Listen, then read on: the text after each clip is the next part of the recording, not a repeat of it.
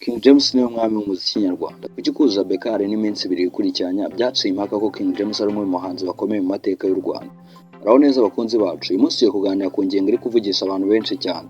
Ese nyuma yo kuzuza Bekare n'iminsi ibiri ikurikiranya, King James yaba yarerekanye ko ari umwe mu bahanzi bakomeye mu mateka y'u Rwanda?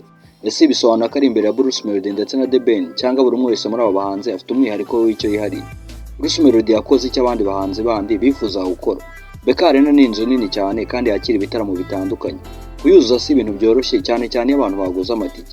King James yakoze ibitaramo bibiri byikurikiranya kandi byitabirwa cyane. Ibi byatumye abantu benshi bavuga bati, niba umuntu ashobora kuzuza Bekare n'inshuro ebyiri zikurikiranya, uyu muntu aba afite abafana bamushyigikiye mu by'ukuri. Nyuma yo kuzuza Bekare n'iminsi ibiri ikurikiranya, abantu benshi batangiye kuvuga ko King James ashobora kuba ari imbere ya The Ben ndetse na Bruce Melody nta mpaka. Dore impamvu abantu bakunze gutanga. Yakoze amateka yo kuzuza Bekare inshuro ebyiri zikurikiranya.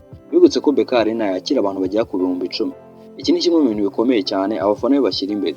Bavuga ko kubona abantu barenga hafi ibihumbi 10 bagura amatike bakaza iminsi ibiri ikurikiranya ari ikimenyetso gikomeye cyerekana ko uyu mugabo afite umufana ukomeye ndetse ari umwe mu bantu bafite ibihangano bikunzwe. Ko ibyo bintu yakoze nta n'undi muhanzi wundi mu Rwanda urabikora kandi wanapfa kubikora. Afite abafana bamaze imyaka myinshi bamukurikira baramunambye. King James amaze imyaka irenga 15 akora umuziki. Indirimbo ze zakunzwe n'ibisekuru bitandukanye kandi benshi bakomeje kumushyigikira kugeza n'ubu ngubu. Aririmba neza live. Benshi bavuga ko mu bitaramo bye bya live aba ari ku rwego rwo hejuru. Akoresha ijwi rye ryiza ndetse akarimbira abafana mu buryo bakunda ndetse no mu bihangano byiwe bakunda cyane. Yubakiye ku muziki uramba. Abafana be bavuga ko King James afite nk'indirimbo nka Zanda gukunda yarahindutse n'izindi zigenda zumvwa n'ubu ngubu kandi zimaze imyaka myinshi zarasohotse, ariko n'indirimbo abantu batajya bahaga kumva kandi batamenya ko ari iza kera cyane. Yakunze kugira ibihe birebire mu byerekeye no kubura isoko. Mu gihe abandi bahanzi bandi bagiye bamara igihe badakora cyane, King James yakomeje gusohora indirimbo ndetse no gukora ibitaramo. Ibi byerekana urwego King James ariho ndetse n'uburyo akomeza kugenda asohora ibihangano mu gihe gigiye gitandukanye kandi bikagira abantu babikunda bakabitega amatwi, bigatuma isoko rye rihoraho nawe akinjiza amafaranga. Yerekanye ko ashobora gukura abafana bataguze izina rye ahubwo gusa bakanagura n'amatike. Abafana bamushyigikiye bavuga ko kuzuza Bekare n'inshuro ebyiri zikurikiranya yerekanye ko abafana be biteguye kumushyigikira mu buryo bwose bugaragara kandi bamukunda mu by'ukuri. Ariko se The Ben na Bruce Melody bo ntibafite icyo bamurusha? Nabo bafite abafana benshi ndetse banabakunda.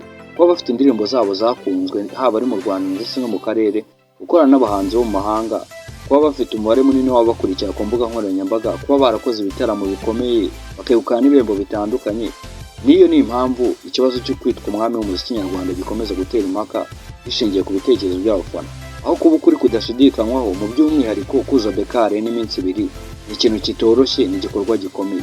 Bishobora no gushimangira ko umwanya wa King James bavuga ko ari umwanya wa mbere nk'umuhanzi urenze mu Rwanda nta kwibeshya kuri we.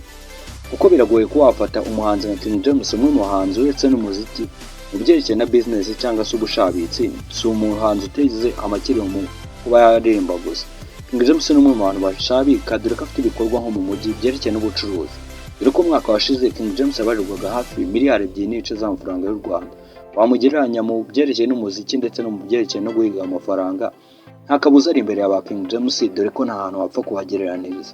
Umwe mu bahanzi baje kuzi kuba bakora business ndetse abasha no kuyakinjiza amafaranga menshi, dore ko ari umwe mu bahanzi bakize mu gihugu cy'u Rwanda. Ni ibintu byerekana ko King James ari umwe mu bantu bahagaze neza.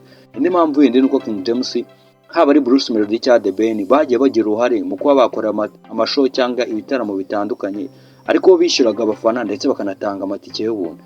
Ariko uyu we yaje kuba bikora, abafana bizana iminsi ibiri kwa gatandatu no ku cyumweru bishyuye kandi bose amatike akayagurisha amasaha 7 akaba yashize. Nta wundi muhanzi wundi mu Rwanda, nta n'undi wigeze ukora mu mateka kugeza n'aka kanya n'umwihariko wa King James. Ibi byerekana uburyo King James ari umwe mu bahanzi bakomeye kandi banditse amateka adasanzwe mu ruhando rw'umuziki nyarwanda.